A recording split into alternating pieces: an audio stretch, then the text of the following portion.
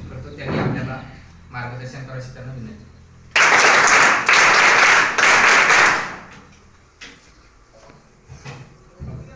आजच्या या कार्यक्रमासाठी उपस्थित सर्व सन्माननीय प्रमुख अतिथी, त्याचबरोबर पालक प्रतिनिधी आणि सन्माननीय व्यासपीठ, या कार्यक्रमासाठी उपस्थित सर्व पालक आणि विद्यार्थी मित्रांनो, आज या कार्यक्रमाच्या माध्यमातून पालकांना मार्गदर्शन करण्यासाठी किंवा विद्यार्थ्यांना मार्गदर्शन करण्यासाठी विद्यार्थ्याची सुरक्षितता, समाजात वाढणारी गुन्हेगारी प्रवृत्ती आणि बाल गुन्हेगारी याबाबत आपल्या सर्वांना मार्गदर्शन करण्यासाठी दोन प्रमुख पाहुणे आहेत की ज्यांनी उभं आयुष्य या राष्ट्राच्या, या मातृभूमीच्या सेवेसाठी, सर्वसामान्य जनतेच्या सेवेसाठी घालवलं आणि आता नुकतेच ते दोन्ही रिटायर झाले आणि त्यांच्या अनुभवातून आपल्याला ते सांगणार आहे. त्याचबरोबर विद्यार्थ्यांना एक दुसरं मोलाची संधी अशी आहे की सर्वसामान्य परिस्थितीत असताना सुद्धा DYSP या पदापर्यंत कसं जाता येतं हे प्रत्यक्षरित्या आपण या माध्यमातून पाहू शकतो. असो, आपल्याला ते तर मार्गदर्शन करणारच आहे. आपल्या संस्थेच्या वतीने, आपल्या शाळेच्या वतीने आपण त्यांचा यथोचित सत्कार केला आणि आता आपण आपल्या मूळ विषयाकडे वळूया की विद्यार्थ्यांचं मार्गदर्शन, परंतु ते आहे विद्यार्थी सुरक्षिततेबाबत. आता विद्यार्थ्याची सुरक्षितता ही प्रथमतः कशासाठी आली तर आता मी मागे आता बोलत असताना तुम्हाला सांगितलं होतं की समाजामध्ये विकृतपणा वाढत चाललेला आहे. दोन प्रकारच्या प्रवृत्ती असतात, एक असते सुकृत आणि एक असते विकृत. जसं की उदाहरण सांगितलं तर साखरेचा गोडवा हा गोड असतो आणि कडुलिंबाची पानं चवीला कशा असतात, पण दोन्ही आपल्या आजूबाजूला ते आयुष्यभर राहणार आहे आणि त्यांच्यासोबत आपल्याला जीवन जगायचं आहे. तर आपण किती चांगल्या पद्धतीने आपलं जीवन जगू शकतो. ज्याप्रमाणे शेतकरी, कष्टकरी शेतामध्ये एक उत्पन्न घेतो, पीक घेतो, ते पीक जनावरांपासून सुरक्षित राहण्यासाठी त्याला काटेरी कुंपण करतो, यथोचित प्रयत्न करतो, त्याच पद्धतीनं या विद्यार्थ्याच्या वयामध्ये जेवढं कुंपण आणि जेवढी सुरक्षितता आपल्याला त्यांना देता येईल तेवढंच उज्ज्वल भविष्य त्यांचं घडेल, हाच उद्देश आजच्या या कार्यक्रमाच्या माध्यमातून आपल्याला आहे. मी आपला जास्त वेळ घेणार नाही कारण की दोन्ही प्रमुख पाहुणे आपल्याला यथोचित हे मार्गदर्शन करणारच आहे. तरी माझ्या दायित्वाप्रमाणे या शाळेचा मुख्याध्यापक या नात्याने मी दोघांचंही शब्दसुमनाने खूप खूप स्वागत करतो आणि एवढी मोलाची संधी ईश्वर कृपेने मिळाली याबाबत मी ईश्वराला सुद्धा धन्यवाद देतो आणि माझ्या प्रास्ताविकेला इथं पूर्णविराम देतो. धन्यवाद.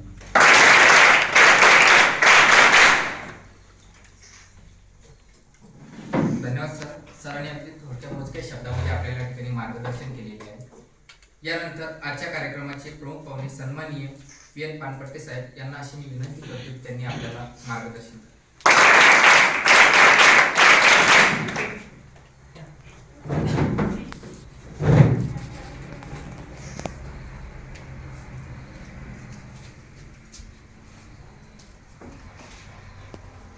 आदरणीय मुख्याध्यापक सर, विद्यार्थ्यांचे पालक, शिक्षक वृंद आणि सर्व विद्यार्थी यांना माझा रामकृष्ण आहे. आजचा दिवस खरोखरच फारच भाग्याचा समजतो की आम्ही नागेश्वर संस्थान गंजेधर बाबाच्या गुरुकुलामध्ये आलेलो आहोत आणि अचानक मला 2 मिनिटापूर्वी सांगितलं गेले की असं कार्यक्रम ठरवून 2 शब्द तुम्ही काहीतरी बोला. त्यामुळे काही तयारी काय केली मी मिळाली नाही आणि कोणत्या विषयात कसं बोलते ती काही तयारी करता आली नाही आणि शिक्षक असं तसं आम्हाला तेवढं काही कोणताही मुद्दा असं विषय सांगता येत नाही. ते पण माझ्या पद्धतीने सांगायचा प्रयत्न करतो मी. या ठिकाणी आल्यानंतर आम्हाला खरोखर धन्यता वाटली. इथलं प्रसन्न वातावरण पाहिलं सर्व, फार म्हणजे मला एकदम आनंद वाटायला लागलेला आहे. आणि आजकाल शिक्षण पालक व आजकाल जे पालक वर्ग आहे तो माझा मुलगा जास्त शिकला पाहिजे, चांगले मेडिकल नंबर लागला पाहिजे, इंजिनियर लागला पाहिजे, मोठा अधिकारी झाला पाहिजे, अशीच अपेक्षा आहे. पण त्यांच्यावर संस्कार चांगले करता येतील ह्याबाबत कोणी तेवढं लक्ष कमी देतात. सर्व ठिकाणी मोठमोठ्या इंग्लिश स्कूलच्या शाळा आहेत किंवा हायफाय श्रीमंत पालक लोक आहेत, त्यांचे आपला मुलगा काय शिकतो काय नाही किंवा कसे संस्कार व्हायला नाहीत हे काही पाहत नाही. पण माझ्या गंजेंद्र बाबाच्या गुरुकुल संस्थेमध्ये खरोखर तिथे एक आदर्श संस्था आहे की या ठिकाणी आता मी पाहिलं त्या बोर्डावर सुद्धा चांगले मार्क्स घेऊन पास झालेले विद्यार्थी पाहिले मी त्याच्या नावाच्या यादीवरनं. आणि इथं खरोखर इथं संस्काराला काहीच कमी पडणार नाही एवढं इथं बाबांनी अशा प्रसन्न ठिकाणी संस्थापन स्थापन केली आणि त्यांचं वैयक्तिक लक्ष सुद्धा आहे बाबाचं. आणि मुख्याध्यापकाचं सर्व शिक्षणाच्या मार्गदर्शनाखाली विद्यार्थी चांगले होते अशी मला आशा आहे. तर खरोखरच मी धन्य समजतो आपण 2 गोष्टींवर संधी मिळाली. तर आता तुम्ही सर्व विद्यार्थ्यांनी आपल्या शिक्षणाच्या बरोबर दररोज आपल्या नॅशनल लेवलचा, स्टेट लेवलचा, लोकल लेवलचे पेपर्स असतात, पेपर्स दररोज वाचत राहा. आपल्या जिल्ह्यामध्ये, आपल्या राज्यामध्ये, आपल्या देशामध्ये, जगामध्ये काय घडामोडी व्हायला लागल्या आणि किती गतिमानतेने हे जग घडत आहे, त्यासाठी आपला त्या गतिमानतेच्या जगाबरोबर चालण्यासाठी आपला सुद्धा या गोष्टी अवगत करणं जरुरी आहे. म्हणून तुम्ही आतापासून जर तुम्ही सर्व गोष्टी चौकस राहिला, जिज्ञासू राहिला तर तुमचं भवितव्य पुष्कळ चांगलं होणार. कारण तुम्हाला या संस्थेमध्ये संस्कार तर काही कमी पडणार आहेत. कारण इथं बाबांनी लक्ष देऊन या ठिकाणी संस्था स्थापन केली आहे. संस्कार महत्वाचे आहे. संस्कार झाले नसतील तर त्याचे काय दुष्परिणाम झाले ते आपण सर्व आता पाहतो या 2 महिन्यामध्ये. शिक्षण संस्थांमध्ये काय व्हायला लागलं, काय नाही, विद्यार्थी किंवा लहान मुलं कसे अत्याचार व्हायला लागलेले आहेत. म्हणून आपण सर्वजण दक्ष राहिलं पाहिजे आणि आपण सर्वांनी चांगल्या प्रकारे तयारी केली पाहिजे परीक्षेची. इथं सुद्धा शिक्षणामध्ये चांगले मार्क्स घेऊन आपण पुढचं शिक्षणाचा पाया कसा पक्का केला पाहिजे.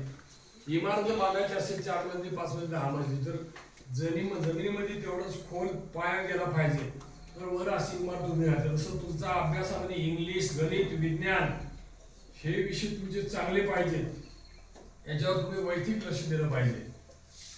त्याच्याशिवाय गत्यंतर नाही.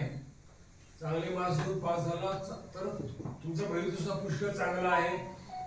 तुमच्या या तयारीमधून तुम्ही महाराष्ट्र लोकसेवा आयोगाची, केंद्रीय लोकसेवा आयोग म्हणजे UPSCची तयारी करू शकता. याच्यामधून तुम्ही भविष्यामध्ये तुमच्या इंग्लिश, गणित, विज्ञान हे जर चांगले झाले आणि तुम्ही GKचा अभ्यास जर चांगला केला तर तुम्ही स्पर्धा परीक्षेमध्ये चांगले यश मिळवू शकता.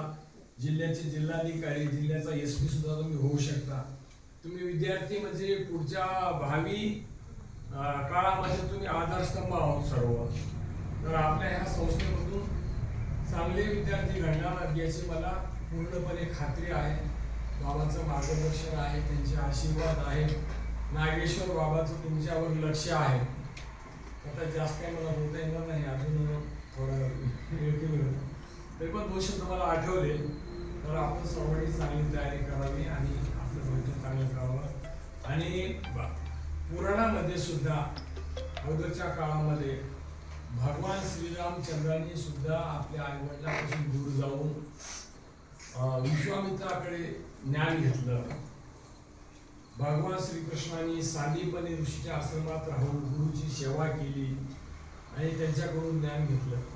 म्हणून ते आज आपल्या संस्कृतीचे आधारस्तंभ आहेत. ज्याला रामायण माहीत आहे, ज्याला महाभारत माहीत आहे, त्याला भविष्यामध्ये जगत असताना कसल्याच प्रकारची अडचण येणार नाही. आपण अध्यात्माची कास कायम ठेवली पाहिजे. आपल्याला रामायण म्हणजे काय, महाभारत म्हणजे काय, त्याच्यामध्ये काय सांगितलं, त्याच्यामध्ये कोणते पात्र आहेत, या सर्व गोष्टीचा आपला अभ्यास पाहिजे. आणि शिकवत असताना सुद्धा माझे विनंती आहे शिक्षकांना की हे आपले धर्मग्रंथामधले कोणते थोडे विषयांतर करू शकतो, कधी आपण त्यांना थोडं देऊ सांगू शकता. याच्यामुळं एक आदर्श मर्यादा पुरुषोत्तम श्रीरामचंद्र जसे होऊन गेले, भगवान विष्णूचे अवतार, भगवान श्रीकृष्ण, महाभारत जेव्हा घडलं त्यावेळेस प्रत्येकचे पात्र आहेत. धृतराष्ट्र, दुर्योधन, कौरव, अर्जुन, भीम, अर्जुन हे जे सर्व आहेत, द्रौपदी, ह्या याच्यामधून कसं महाभारत घडलं, याच्यामधून काय चुका घडल्या, त्या चुकामधून कसं पुढे महाभारत झालं आणि कसं युद्ध झालं, ह्या सर्व गोष्टी महाभारत जर आपल्याला माहीत झालं तर आपल्या घरामध्ये, देशामध्ये, जगामध्ये काय महाभारताचं जर आपल्याला ज्ञान असेल तर आपल्या पुढच्या भविष्यामध्ये ज्या चुका झालेल्या आहेत महाभारतामध्ये त्या आपल्याला होऊ शकत नाही. सुखी जीवन जगण्यासाठी सुद्धा आपल्याला हे आध्यात्मिक काळधर्म तेवढंच आवश्यक आहे. तर आपण सर्वांनी चांगल्या प्रकारे अभ्यास करावा, आपल्या आईवडिलांची सेवा करावी आणि जमत तेव्हा आपल्या शाळेमध्ये पेपर तर सगळेच असतील ना, न्यूजपेपर न्यूज अँड्रॉइड टीव्ही आहे तर न्यूज डायरेक्ट टेलिकास्ट असतात. शिकवतो एका ठेवलं तर सुद्धा एका शाळा सुटल्यानंतर सुद्धा थोडा बसून काही हेडलाईन्स वाचून त्याला त्यावेळी गोडी निर्माण होतो पेपर वाचायचे, आज काय झाले काय नाही जिल्ह्यामध्ये, देशामध्ये, राज्यामध्ये. अशा प्रकारे याच्यामधून काय भावी UPSC MPSC मध्ये कॅन्डिडेट पास होऊन एखाद्या मोठे आपल्या संस्थेचं नाव उज्ज्वल करणार आहे भविष्यामध्ये आणि पर्यायाने आपल्या बाबाचं नाव, नागेश्वर संस्थाचं नाव उज्ज्वल करणार आहे. मग थोडं तुम्ही यांना स्पर्धा परिषदेनुसार वेळोवेळी मार्गदर्शन करत चला. आमची घोडके सर आता डिटेल मार्गदर्शन करण्यात आम्हाला थोडंसं व्यासपीठावर बोलायची सवय नाही, जेवढं जमलं तेवढं सांगितलं तसं प्रयत्न केलेला आहे. काही चुकून असेल तर माफ करावे.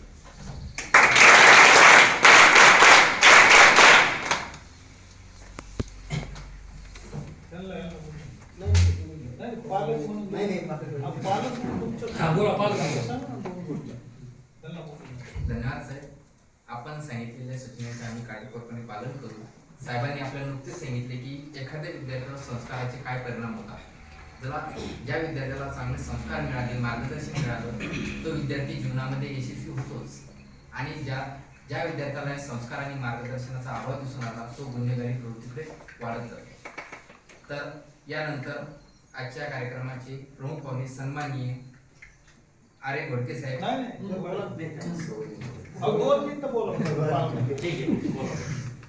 यानंतर आजच्या कार्यक्रमाचे प्रमुख पाहुणे सन्माननीय अनिल हिवाळे यांना मी अशी विनंती करतो की त्यांनी आपल्याला 2 शब्द सांगितले. आजच्या कार्यक्रमाचे अध्यक्ष मुख्याध्यापक तसे आज आपल्या संस्थेला आलेले प्रमुख अतिथी दोन्ही DYSP घोडके घोडके साहेब आणि पानपटके साहेब, तसेच शिक्षक आणि विद्यार्थी मित्रांनो, आज आता अगोदर आलो त्यावेळेस शाळेतील तक्रार बिल्ली पाहत मुख्याध्यापकांनी विचारलं तक्रार बिल्लीचं काय आहे नेमकं. तेव्हा त्यांनी सांगितलं की बाबा जे विद्यार्थी किंवा पालक आहे त्यांनी त्याची तक्रार त्या बिल्लीत टाकायची. त्यावेळी त्या विचारलं की तक्रार टाकणारी मुलं तुमच्या शाळेचे आणि तक्रार वाचणारे शिक्षक सुद्धा तुम्हीच, म्हणजे याच्यात निर्णय काय घ्यायचा म्हणजे आपले विद्यार्थी आहे, शिक्षक आहे, आपणच आहे. पण त्यावेळेस सरांनी सांगितलं मला की नाही रजिस्टर दाखवलं तिथं तक्रार सूचना जे काय असं समजा ते याची निवारण मी करणार आणि स्वतःबद्दलही सुद्धा काही तक्रार असेल तर मी त्याचंही करणार. बस 2 शब्द सांगतो.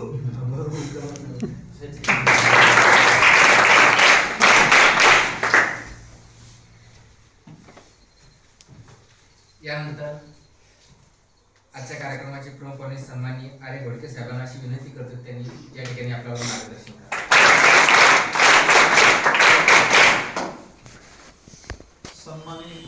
सन्माननीय व्यासपीठ आणि माझे समोरचे विद्यार्थी, प्रत्येकही नामवून करणं काही उचित नाही असं मला वाटतं. वेळ पण कमी, म्हणजे पानपटे साहेबांना जायचे गिल्ला पाहिजे. तर या ठिकाणी जे मुद्द्याचं आहे ते आपण बोलूया. खरं पाहता नागेश्वर संस्थांची शाळा ही पहिल्या जशा ऋषीमुनीच्या शाळा जंगलात होत्या आणि त्या ठिकाणी गुरुकुलमध्ये मोठे मोठे लोक म्हणजे शिकायचे, म्हणजे कृष्णाचं उदाहरण दिलं, रामाचं दिलं. तशीच ही शाळा अशी वनामध्ये, जंगलामध्ये बापाने शोधून तिथं खोललेली आहे. ते खरं म्हणजे तुमचं पहिल्यांदा भाग्य की त्या ठिकाणी तुम्ही इथं प्रवेश घेतला. तुम्हाला विद्यार्थ्यांना सांगायचं एवढंच तर तुम्ही घरून तुमच्या आईवडिलांकडून काहीतरी अपेक्षा त्यांच्या आहेत म्हणून त्यांनी तुम्हाला इथं आणून टाकलं. कशासाठी टाकलं? एक एक सांग, तू सांग. हा, सांग. कशाला आणून टाकले इथं तुम्हाला? काय शिकायचं इथं? कशाचा? कितवीला आहे? बर. अभ्यासासोबत आणखीन काय शिकायचं? हा? बर. अजून सगळ्यात महत्वाचं, बस घाबरू नको, आपल्याला संस्कार शिकायचे. बसतो काय शिकायचे? की आपले संस्कार. संस्कार म्हणजे तरी काय? काय संस्कार म्हणजे? 10वीचे विद्यार्थी उठा, सांगा मला. कोणी विद्यार्थी एखादा उठा, सांगू शकतो? तू. हा, संस्कार सांग. संस्कार म्हणजे काय? कारण तुम्हाला प्रॅक्टिकल सांगावं लागेल मला. सांगून वाचून तुम्ही ऐकून विसरून जा. प्रॅक्टिकल मध्ये ध्यानात राहील. काय संस्कार म्हणजे? तो 10वी आहे ना. मग संस्कार म्हणजे शिक्षकांनी विद्यार्थ्यांना दिलेले ज्ञान. बरं, हे झालं गुरुचं. अजून समाजात कसं वागावं? नाही, आई वडिलांनी काही संस्कार करायचे नाहीत का? आई वडील काय संस्कार करतात आपल्याला लहानपणापासून? बोटाला धरून चालवतात, बोलायचं शिकवतात, शाळेत जायचे म्हणून तुम्हाला सगळे कपडे ते आणून कुणाच्या चोरी करू नये, कुणाच्या पडलेल्या वस्तूला हात लावू नये, कुणाला वाईट शिवी देऊ नये, वाईट कुणाला बोलू नये, झगडे खेळू नये, कुठेही विनाकारण आपला टाइमपास 4 टवाळ करून मला म्हणजे जाऊ नये, असं आई वडील सांगतात का नाही? सांगतात का? याला संस्कार म्हणायचे. त्याच्यानंतर तुम्ही गुरुकुलात आला, मग गुरु तुम्हाला जे शिकवतील ते तुमच्या 8वी 10वीचे काय वर्ग आहेत ते पुस्तकी ज्ञान ते पण तुम्हाला शिकायचे का नाही? मग त्याचा दररोजच्या रोज अभ्यास केला पाहिजे का नाही केला पाहिजे? मग अभ्यास केला तर मार्क मिळतील का नाही? मिळतील. मग तुम्ही का मोठे अधिकारी होऊ शकणार नाही जर अशी तुम्ही सवय लावली. आपले घरचे संस्कार, तिथले आलेले गुरुजनाचे संस्कार याच्यामधून जर तुम्ही दररोज अभ्यास केला, खरंच आपण कुणाच्या विषयी चोरी नाही, कोणाची लबाडी नाही, सत्य बोलणं, सत्य वागणं, दररोज सकाळी उठून व्यायाम करणं, आपलं शरीर निरोगी ठेवणं, व्यायाम करणं शरीराला गरजेचं आहे की नाही? आहे ना? व्यायाम करावा का नाही करावा? मग सकाळी उठलं तर व्यायाम केला पाहिजे. ह्याच गोष्टी संस्कार म्हणजे संस्कार, काही दुसरं काही नाही. तुम्ही चांगलं वागणं, सगळ्याशी चांगलं राहणं, मित्रामध्ये कधी भांडण न खेळणं, कधी कोणाविषयी कोणाची वस्तू इकडे तिकडे न नेणं जाणं, ह्याला संस्कार म्हणायचं. म्हणजे आपण एक रेषेत वागलं पाहिजे. जर तुमच्यासारखा मी लहान असताना 8 किलोमीटर रोज, किती किलोमीटर? 8 किलोमीटर रोज जायचं आणि 8 किलोमीटर परत यायचं पायी. आणि 6 वर्ष शिकलो. किती वर्ष? 5वी ते 10वी. मग मी पुढे मॅट्रिक पास झालो, बीडला गेलो कॉलेजला, आणि नंतर पुन्हा परीक्षा देऊन फौजदार झालो. तर तसं तुम्हाला इतक्या सोयी सुविधा आहे तिथं की तुमच्या आईवडिलांनी तुम्हाला इथं आणून घातलंय, जेवण छान मिळतंय, तुम्हाला राहायला इथं भरपूर वेळ आहे, अभ्यासाला वेळ आहे, वातावरण खुललंय, हवा छान आहे. मग तुमची प्रकृती चांगली राहिली पाहिजे आणि तुम्ही अभ्यासही केला पाहिजे आणि संस्कारही तुमचे टिकून ठेवले पाहिजे. वाईट मुलाच्या संगतीत जाण्याचा प्रश्नही येतो नाही. जे बाहेर राहतात त्यांनी सुद्धा संस्कार चांगलेच आईवडिलांकडून घेतलेले असतील, म्हणूनच तुम्ही इथं आलात. तुम्ही भाग्यवान आहात. म्हणून संस्कार हे तुम्हाला अगोदर लागलेच पाहिजे. आता दुसरी गोष्ट अशी सांगतो की तुम्ही आता 8वी ते 10वी पौगंड अवस्थेत तुम्ही असतात. 10वी 10वीचे मुली सुद्धा आणि मुलं सुद्धा. आपल्याला चांगला स्पर्श आणि वाईट स्पर्श हे सुद्धा कळलं पाहिजे.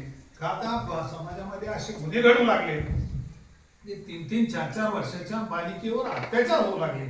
पेपर तुम्ही वाचत नाही, आता पेपर आणायला सांगितलेत सरांना, तर तुम्ही वाचलं तर वाईट वाचायचं नाही, त्यात चांगलं काय तेवढं वाचायचं, किंवा मग चांगलं काय त्यांनी सरांनी तुम्हाला सांगायचं. काय गरज नाही लई वाईट बातम्या ऐकून बघून सुद्धा तुम्हाला काही चांगलं नाही ते. बरोबर आहे? तर वाईट स्पर्श, चांगला स्पर्श हे कळलं पाहिजे. आपल्याला कोण काय स्पर्श करतोय, कोण कसे बोलताय. आपल्याला बहिणी आहेत का नाही? आहेत ना सगळ्यांना? मग आपल्या बहिणीला कधी कोणी वाईट स्पर्श केला, चांगला स्पर्श केला, त्यांना पण कळतो, तुम्हाला पण समजतं. आपल्याकडे कोण कोण्या नजरेने येतो, कोण कसा पाहतो, ही तुमची सुरक्षितता तुम्हीच केली पाहिजे. कोणी केली पाहिजे? तुम्ही. कारण प्रत्येक वेळा आम्ही पोलीस तुमच्याजवळ हजर आहे का? तुम्ही सतर्क राहायला पाहिजे, जागरूक राहायला पाहिजे. आपण नेहमी जाता येता आपल्या घरी इथं असताना कुठे जागरूकतेने जगलं पाहिजे. ते आपल्याला कुठं असं कोणी बोलतंय का, असं काही टॉट मारतंय का, म्हणून चांगलं बोलणं, चांगलं वागणं, चांगलं वाचणं, चांगलं लिहिणं, अक्षर सुंदर करणं, ह्या सगळ्या गोष्टी तुम्ही शिकल्या पाहिजे. म्हणजे संरक्षणही तुम्ही तुमचं करायला पाहिजे, तेही शिकायला पाहिजे, त्यासाठी बॉडी सुदृढ पाहिजे, म्हणून त्याच्यासाठी चांगला व्यायाम केला पाहिजे, चांगलं राहिलं पाहिजे आणि शेवटी व्यसन मुक्त राहायला पाहिजे. सगळ्यात महत्वाचं काय, जर व्यसन लागलं तर माणूस व्हायला जातो की नाही. तुम्ही पाहताय ना, बरेच तुमच्या गावात कोणी दारुडे पोरं माणसं असतील ते व्हायला गेली का नाही. तुमच्या गावात कोणी असेल ना दारू पिणारं घर कसं बर्बाद झाले, त्याला काही राहिलं नाही, जमिनी विकल्या, पोरं बर्बाद झाले, अशा काही घटना घडतात. तुम्ही पाहतात समाजामध्ये वावरतात. 10वी मुलामध्ये तुम्हाला बरंच काही समजतंय, बरोबर आहे की नाही. म्हणून संस्कार आणि सुरक्षितता हे काय वेगळं सांगायची गरज नाही. तुमच्या भाषेत तुम्हाला हे समजलंच पाहिजे की आपण संस्कार तर घेतल्या जायला लागून अजून कमी पडल्यास तर ते शिक्षक सांगतील, पण सुरक्षितता सुद्धा आपण स्वतः केली पाहिजे. वाईट स्पर्श, चांगला स्पर्श हे तुम्हाला कळलं पाहिजे. आज लोकांमध्ये आज गुन्हे घडतात, लोक कोण्या पद्धतीने येतात, कोणत्या भावनेने येतात, हे सुद्धा नजर तुम्हाला आली पाहिजे, ते समजलं पाहिजे. ह्या गोष्टी सांगण्यासाठी शासनाने आता परिपत्र काढून तुम्हाला चांगलं सुरक्षिततेबद्दल सांगितलं. ते योगायोगाने आम्ही दोघे अधिकारी इथं योगायोगाने आलो. तुम्हाला चांगल्या गोष्टी चार आम्हाला जेवढ्या सांगायच्या होत्या त्या आम्ही सांगितल्या. शिवाय ही सुरक्षितता झाली, संस्कार झाले, याच्या पुढे तुम्हाला पुढे तुमचं भवितव्य काय आहे, आपण शिकतोय कशासाठी शिकतोय, तर मग आपण कुठल्या साईडला गेलं पाहिजे, 11वीला कोणत्या साईड घेतल्या पाहिजे, त्याच्यानंतर आपल्याला पुढं काय करायचंय, त्याच्यानंतर आपण पुढं काय करून काय होणार आहे का, आपली बुद्धिमत्ता किती आहे, आपला बुद्ध्यांक कसा आहे, हे तपासायचं काम आपणच करावं लागतं. आणि मग आपल्याला मार्क कसे पडले त्याच्यानुसार फॅकल्टी निवडली पाहिजे, त्याप्रमाणे आईवडिलांची इच्छा पूर्ण केली पाहिजे. उगाच आईवडील म्हणले जा असं म्हटलं तर नाही, तुम्हाला झेपत सांगतं नाही आला पाहिजे. आर्ट घ्यायचं, आर्ट मधून मी काही गोष्टी, काही ITI मधून मी काही गोष्टी काही तुम्हाला शिकता येईल. कारण शिक्षण हे वाघिणीचं दूध आहे. डॉक्टर बाबासाहेब आंबेडकरांनी काय सांगितलं, शिक्षण हे वाघिणीचं दूध आहे, ते पिले की ते गुरगुरल्याशिवाय राहत नाही. म्हणजेच तुम्ही जर चांगलं शिक्षण घेतलं तर तुमच्या भवितव्यात तुम्हाला कुठेही अडचण येणार नाही. म्हणून चांगलं शिक्षण घ्या, चांगली सुरक्षा तुम्ही तुमची करा. शिक्षकांना काय असलं की तुम्ही तक्रार केली पाहिजे, व्यवस्थित राहिलं पाहिजे, तुम्ही सगळ्यांनी एकजुटीने राहिलं पाहिजे. आपण एकजुटीने राहण्याची गरज आहे की नाही आज. संघटित एक मुळी असती, ऊसाची मुळी पाहिली का, ऊसाची मुळी कारखान्यावर लोक नेऊन टाकतात, तर ती मुळी बांधलेली असते मोठी. तुम्ही दोघा जणांनी मोडली तरी मोडती का ती, आणि त्याचं एक ऊस काढून गेला तर किती जण मोडतील त्याला, एक जण मोडेल का नाही. काळ दिसेल की तसं तुम्ही संघटित राहा, वेगळे राहू नका, एकच संघटित राहून चांगलं राहा, चांगलं शिका, संघर्ष करा. जीवनामध्ये आपले जे काय उद्देश असतील, जे काय आपले ध्येय असतील ते पूर्ण करा. याप्रमाणे जर तुम्ही राहिला तर तुम्हाला चांगले दिवस येतील, तुमचं आरोग्य चांगलं राहील. निर्विष्णे राहिला तर भविष्यात तुमचं जन्म, तुमचं पूर्ण जीवन चांगलं जाईल. आणि त्यानंतर तुम्ही आईवडिलांची सेवा केली पाहिजे, गुरुजनाचा आदर राखला पाहिजे. कधी कोणाला उद्धट नाही पाहिलं पाहिजे. कुणी समजा आमच्या सरकार कोणी हाती त्याला म्हणले अरे बा झाले तिकडून खुर्च्या, राग नाही यायला पाहिजे. चला कडे कुणीतरी आलाय आपल्याला सांगितलंय की आपलं काम आहे, तर जरी नसलं आपलं काम खुर्च्या आणायचं तर तुम्ही तात्काळ आदेशाचं पालन केलं पाहिजे. याला काय म्हणायचं, संस्कार. काय म्हणायचं, संस्कार. नाही तर मी चाललो तिकडे सर, त्याला सांगा, त्याला काय म्हणायचं, उद्धटपणा. म्हणून ह्या गोष्टी उदाहरणं देऊन तुम्हाला सांगतो. संस्कार म्हणजे दुसरं काही नाही, आपल्याला भिनवलेले आतमध्ये आपलं शिकलेले नम्रता. काय पाहिजे आपल्याकडे, जो नम्र असेल तोच पुढे जातो. हे तुम्हाला मुद्दाम सांगायचे. आणि यापुढे तुम्ही जाल, तुम्हाला विद्यार्थी आपले पालक वर्ग चांगले आहेत, हेडमास्टर चांगले आहेत, संस्थापक बाबा आपल्यासाठी तुम्हाला मार्गदर्शन करणारे आहेत, त्यांचे आशीर्वाद कायम आहेत. पालक वर्गांना मी सांगतो की तुमची सुद्धा जबाबदारी फक्त आणला टाकला, महिना झाला 2 महिने झाले, भेटायला जायचं नाही, तो शिकतोय का नाही, तुम्ही महिन्याला एक इथे येऊन भेट दिली पाहिजे. त्या मुलाची प्रकृती तपासली पाहिजे, त्यांना काय कमी जास्त ते सरांना सांगितलं पाहिजे, त्यांनाही समजतंय तुम्ही काय तक्रार केलं, त्यांना त्या सुधारणा करता येईल. किंवा पालकांनी ही सूचना केली, आपण जरा ह्या सूचनेमध्ये आपण काही सुधारणा करू, की ह्या पालकांनी ही सूचना केली त्याच्यामध्ये आपण ही सुधारणा करू. अशा ह्या सुद्धा पालकांना सर माझी विनंती आहे.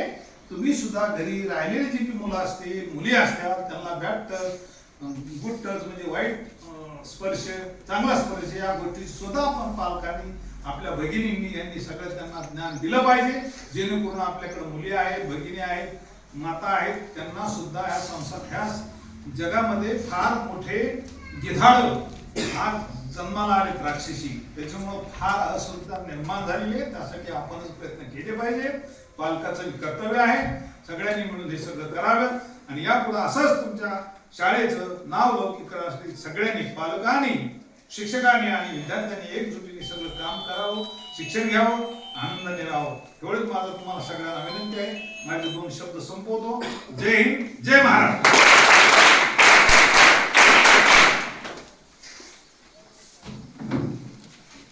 धन्यवाद साहेबांनी अगदी सोप्या भाषेमध्ये आपल्याला संस्कार म्हणजे काय त्यांनी सांगितलेलं आहे.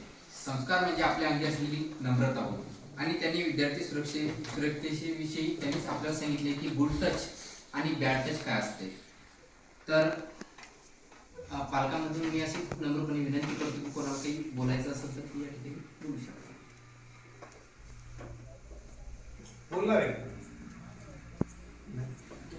ते पोराला ए तू तू तू तूच आभार माने उठ ना तू कोणतरी आभार माने तुला शिकवायचा आभार त्याच्या माने तो मानशील आभार कितीला आहे आभार कसे माने त्याला 2 मिनिट सांगा. कधी शिकते व्यासपीठावर कधी येणार आहे शिकवता मी नाही याला व्यासपीठावर यायचं शिकवा. व्यासपीठात ज्यांना धीट करा ना व्यासपीठावर यायचं सांगा त्याला आभार तो माने कार्यक्रम सर्व बरोबर आहे. आमचे अध्यक्ष डी.जी. चव्हाण सर, तसेच मार्गदर्शक श्री E.N. पानपट्टे सर, तसेच R.K. घोडके सर, तसेच सर्व शिक्षक आणि पालक यांनी आपल्या वेळेतला वेळ काढून कार्यक्रमासाठी उपस्थित राहिले म्हणून मी त्यांचे मनापासून आभार मानतो व अध्यक्षाच्या वतीने हा कार्यक्रम संपल्याचे जाहीर करतो.